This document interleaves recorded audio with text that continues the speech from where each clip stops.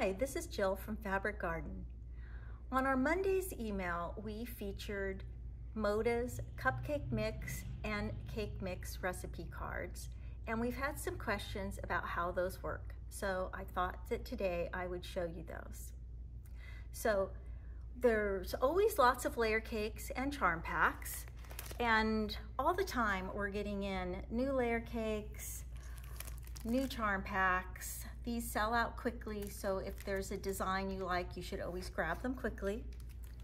And normally when you buy a layer cake or a charm pack, your pattern will have you cut the squares into many different sizes of squares and rectangles. So you'll cut your layer cake up and then you will sew it back together. Of course, that is quilting, isn't it? So the different thing about the cupcake papers is that you sew before you do any cutting on your layer cake or your charm square. So you sew, then you cut, and then you have very minimal sewing left at the end. So let me tell you a little bit about the papers first. For layer cakes, there are 12 different recipes. For charm squares, there are just 4 different recipes. The recipes make everything from very simple blocks to much more complicated blocks.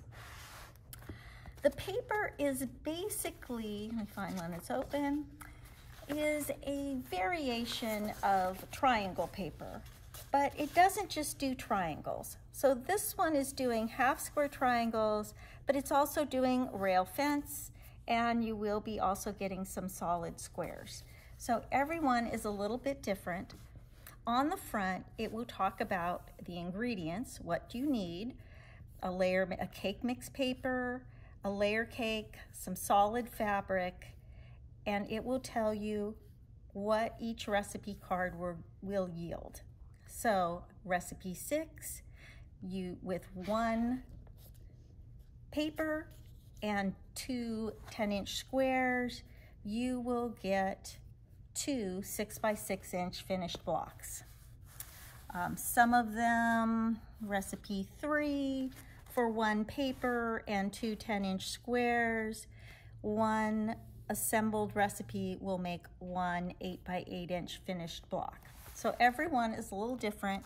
You need to look through and find what you like. So I started with a print layer cake and a solid layer cake so that I didn't have to cut up my solid fabric. And for each paper, I layered together a print and a solid right sides together. I like to make sure that the solid or light fabric is on the top and the paper is laying onto the solid fabric, and I'll show you why in a minute. Now, all the papers the dashed lines are numbered. So like regular triangle paper, you're going to sew on the dashed lines in the order indicated. So there's a little 1, 2, 3, 4, 5, and 6. Once you've sewn on all of the dashed lines, you then cut on the solid lines.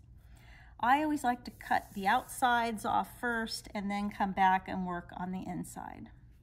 So once I've cut this all apart, I can then take my pieces to the ironing board, and I got 4 half square triangles, and I got 4 sets of 2 patches, which can nicely make into 4 patches, and I got 2 solid squares. Now, when I go to the ironing board, the paper is still on, and because I put the light fabric on first, when I press, I'm automatically pressing to the dark. So I'm already pressing the way I want to press. Now, at this point, each recipe card gives you some block ideas. So with this one, I made a nice churn dash. I made a variation of a churn dash, and I also made sort of a pinwheel type block. Really cute, all with minimal sewing and cutting very fast. Now, you might be saying to yourself, oh, but I don't want to pull all this paper off. So a lot of people try to tear and rip at the paper, but the Moda paper is designed to tear easily. So once you've pressed and you're ready to take the paper off, you just hold your thumb or your fingernail right on the stitching and you just pull, and off it comes. And the other little piece just falls off easily. So it is not a chore to take this paper off because it is designed to be torn easily. And at this point, you've got ideas on the recipe card, but you could just start laying out and designing your own blocks.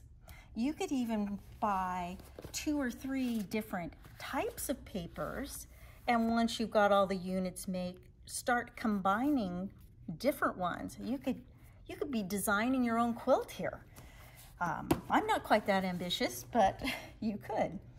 There are some books out for the papers. So Emma has a book called the Cake Mix Quilt Book, Volume 1, and it has different ideas for making quilts with your layer cakes and the paper. And the designers from Moda have a book from Martingale called Mix It Up, that they have 16 different quilts that are made from cake mix and cupcake papers. And some of these quilts do combine a couple of different recipes together. They're very, very cute. Also on Moda has a blog called The Cutting Table, and their blog, The Cutting Table, is all about working with Moda precuts, and there are always multiple patterns for the papers on their blog that are free downloads. So there's lots of sources for you to use for the paper.